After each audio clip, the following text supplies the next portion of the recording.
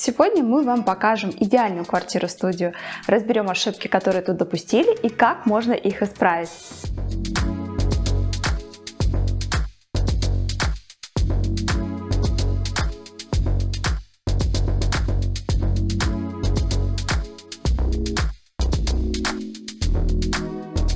Всем привет! С вами Ирма Стим, и это интерьерный критик.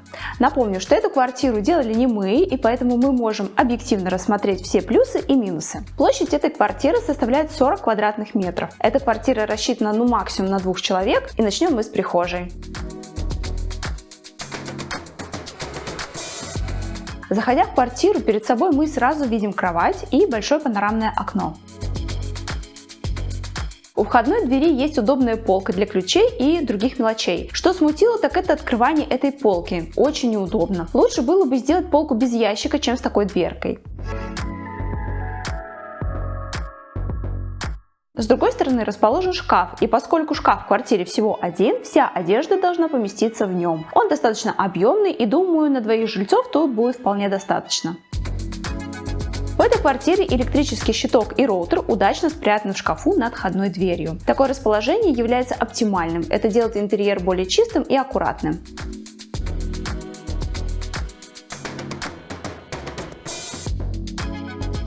Обратите внимание, что в прихожей не стали разбивать напольное покрытие на 2 зоны, на мокрую и сухую, а сделали все одним материалом. Очень многие клиенты боятся, что от влажной обуви их напольное покрытие испортится, и поэтому укладывают в прихожей кафельную плитку или керамогранит. Но что если взять покрытие на 100% влагостойкое, например, ПВХ-плитку Art Vinyl от Target? Это очень прочный материал, который соответствует всем высоким экологическим стандартам и имеет экологический сертификат «Листок жизни». Его смело можно использовать в детских комнатах. Такой пол не содержит и не выделяет формальдегидов и других вредных веществ. Коллекция New Age от Target содержит большое количество дизайнов. Плюс плитки и планки можно сочетать между собой. Поэкспериментировать с вариантами укладки и рассчитать необходимый объем материала можно с помощью сервиса Art Designer. Просто выберите необходимую раскладку и цвет и посмотрите, как это будет выглядеть в интерьере. Ссылку на сервис Art Designer и коллекцию New Age есть в описании под видео.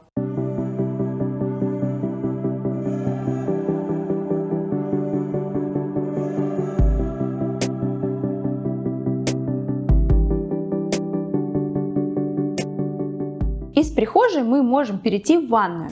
В ванной дизайнер решил не экспериментировать и сделал все по-простому. Вы и сами, я думаю, смогли бы сделать все стены кафелем и купить белую сантехнику. Черный смеситель и крючки здесь явно лишние. Весь интерьер сделан в нежном мягком цвете, и контрастная сантехника разрушает этот общий стиль. Нужно было оставить просто хром или подбирать медный оттенок. Это, кстати, очень сложная задача, так как такой сантехники не так много, и у каждого производителя свой золотой цвет.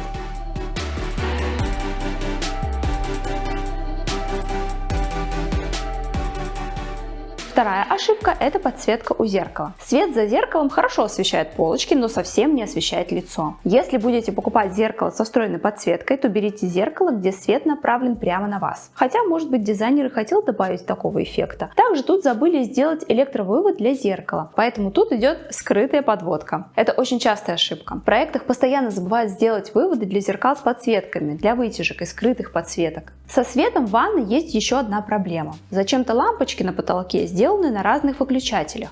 В таком маленьком помещении это не имеет никакого смысла, только лишние расходы. В душевой кабине установлен неправильный смеситель. Для душевых не нужно брать смеситель с изливом. Он нужен, чтобы набирать ванную, а в душевой только мешает мыться. Также не хватает тропического душа для завершения композиции. Напишите в комментариях, есть ли у вас тропический душ, нужен он вам или нет. Мы недавно проводили опрос в сообществе и выяснили, что 30% людей не пользуются тропическим душем или пользуются им редко, а 28% пользуются регулярно.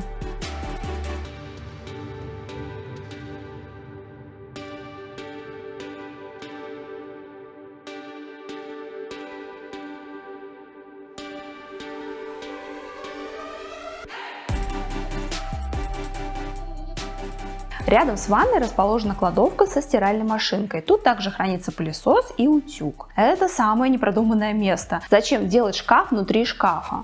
Какая-то рекурсия. Можно же сделать просто полки. Хорошо, что дверцы шкафчика полностью открываются, а то могли бы биться о дверную коробку. Это был бы чистый джекпот. В общем, все плохо. Нужно переосмыслить систему хранения.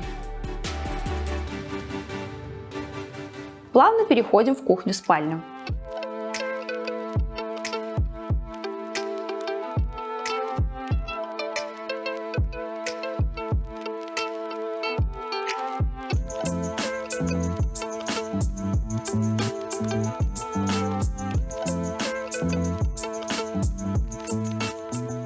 Интерьер тут очень приятный, теплый и уютный. Благодаря большому количеству текстиля создается приглушенная атмосфера. Чувствуешь себя очень комфортно.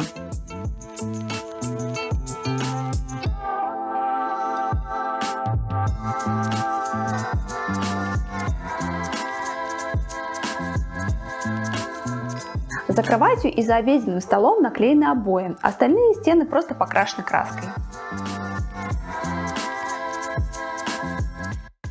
Кстати, если вы хотите, чтобы мы сделали критический обзор на ваш интерьер и дали свои рекомендации, то заполните форму в описании и прикрепите фотографии, неважно из какого вы города или страны. Если квартира интересная, мы сделаем обзор.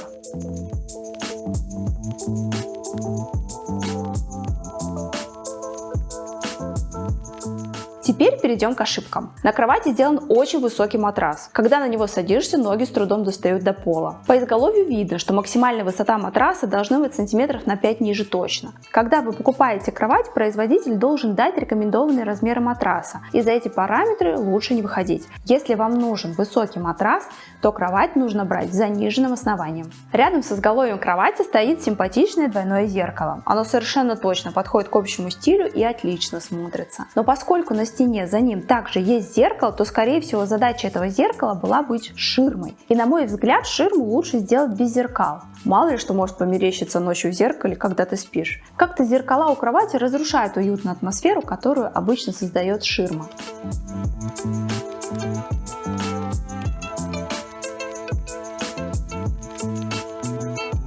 Телевизор в комнате сделан на поворотной штанге. Его можно смотреть с любой точки в комнате. Только для просмотра с дивана он висит слишком близко, и, наверное, это не планировалось. При установке такой системы учтите, что очень часто к телевизору нужно подключать различные приставки, и такую возможность нужно предусматривать заранее. Посмотрите, как здесь ребята выкрутились из этой сложной ситуации. Тут явно не хватило розетки, а отрезать вилку никто не решился.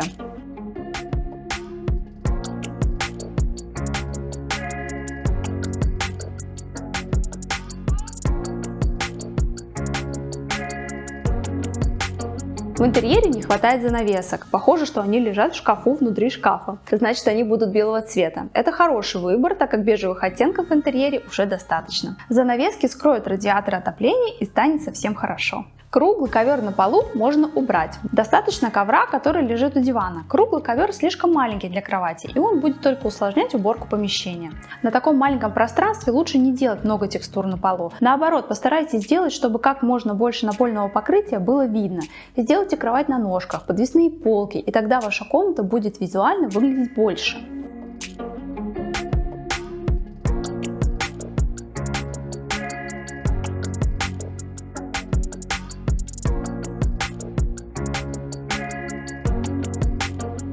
Диван просто отличный, он хорошо смотрится и идеально подходит для этого интерьера, но он лишний. Просто мебель, которая занимает и так ограниченное пространство. Вместо дивана лучше бы было разместить кресло или нормальную обеденную группу.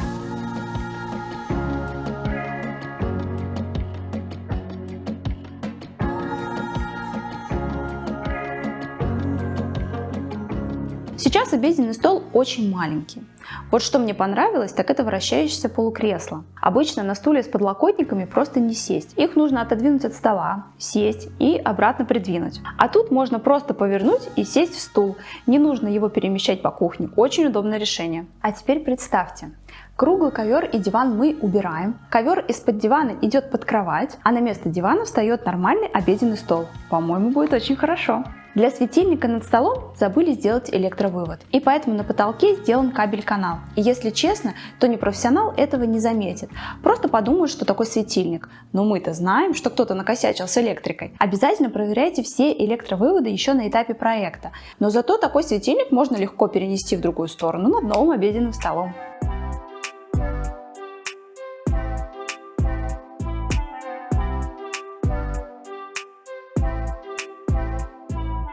Обратите внимание, как по-разному выглядят светильники у кровати и на потолке, хотя они из одной коллекции. Дело в том, что на потолке и над обеденным столом установлены матовые лампочки. Такой источник света смягчает тени, и поэтому пропадает рисунок от плафона. Также на потолке выбрана слишком холодная цветовая температура лампочки. Для этого светильника нужно выбрать прозрачную лампочку с температурой до 300 тысяч кельвинов.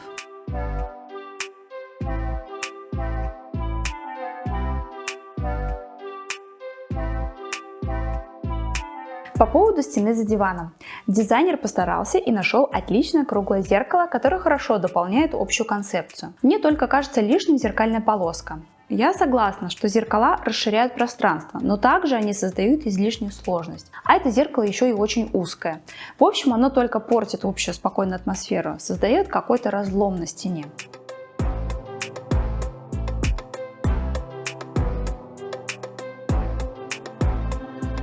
На кухне зачем-то сделана кафельная вставка на полу. Она настолько узкая, что в ней нет абсолютно никакого смысла. Напишите в комментариях, зачем она вообще нужна. Чтобы кухня не продавливала напольное покрытие? Сам кухонный модуль выглядит хорошо. Достаточно тонкая каменная столешница и раковина, приклеенная снизу. Это решение уменьшает количество ступенек на столешнице и делает уборку более комфортной.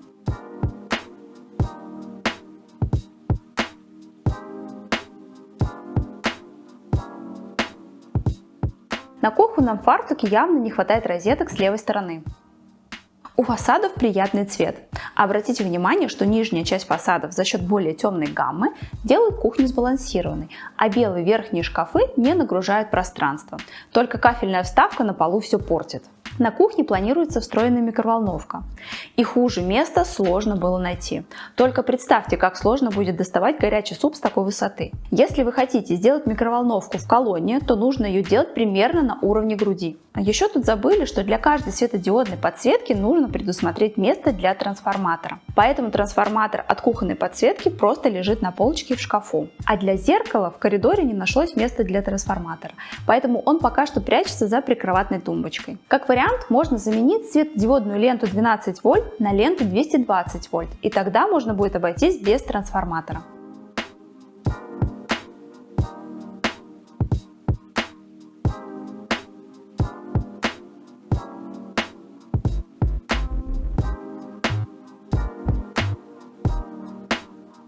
На балконе сделана лаунж-зона с двумя креслами и диванчиком. Мне нравится, как застройщик в этом жилом комплексе сделал место для кондиционера. Оно не бросается в глаза и отлично выглядит. Кто-то может сказать, что он будет дуть на человека в кресле. Но раз кондиционер включен, значит на улице жарко и человек, скорее всего, находится в прохладном помещении. Напишите в комментариях, какие вы еще заметили ошибки интерьера, которые нужно исправить. Это будет полезно для всех, кто посмотрит это видео после вас. И до встречи через неделю.